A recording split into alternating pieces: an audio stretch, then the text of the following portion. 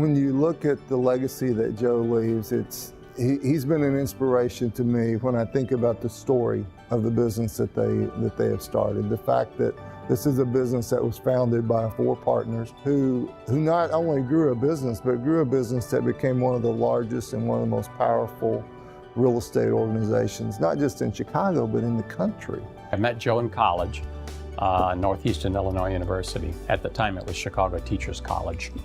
He stood out a lot because he was a West Side Italian, and he kind of strutted in. So sparking my interest in real estate really started with Dan Goodwin at my mom's house. And we're all sitting around talking about what could we do to earn more income instead of just our teaching income. And so we all decided eventually we're going to go to real estate school and we're going to start a real estate company. He has purchased billions and billions of dollars in real estate.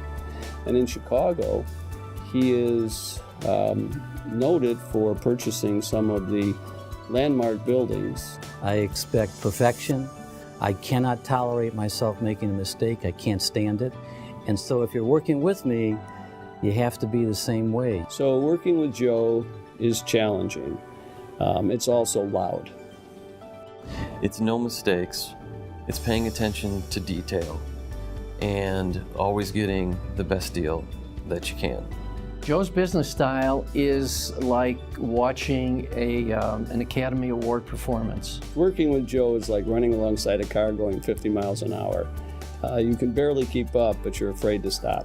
And that really makes it fun and exciting and ultimately successful. It's just refreshing to work with someone who has just such a great understanding, a great feeling, a great zest for the business. Never give up on a deal. Never give up until you know you cannot buy that deal. Well, you've kind of met your match when you're dealing with Joe. And most importantly, when you're in a negotiation session, you'd better know that deal better than the seller knows it. He knows the subject matter as well as anybody, and particularly the person across the table. I respect Joe for his knowledge, his skill, his focus, and his determination. He knows what he wants to do, he knows how he wants to get there, and he just is determined to achieve his goals. My advice is, treat that person that's your client as best as you possibly can. And you look at that client as if it's your mother. You will succeed in business.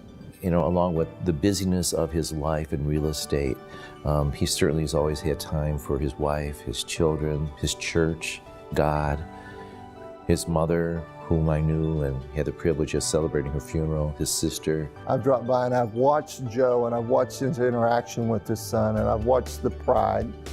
Some of it, the pride that a father would feel, but some of it just the pride that a senior executive would feel as you see others growing. He really has a way of dealing with people that it's like he never forgot his roots from growing up. That's what I find most remarkable about him, that he is such a very ordinary, but yet at the same time extraordinary man, because he has these very keen abilities to be so ethically, appropriate and of a great value and of character. Sure, I'm proud of being part of buying $33 billion worth of real estate, but what I'm most proud of is, what did that do? Well, that allowed 1,600 people here in Inland to have a job and paychecks. We bring a combination of integrity and expertise to the table. That's what we all embrace. That's what we've embraced as a business, and we've embraced as a group of friends. I had the best gift of all. I had 3 partners that we've known since college and teaching, and the 4 of us would feed off of one another and help each other so that we all did the best possible job we could possibly do in this business, and I call that honest to God, on the job training.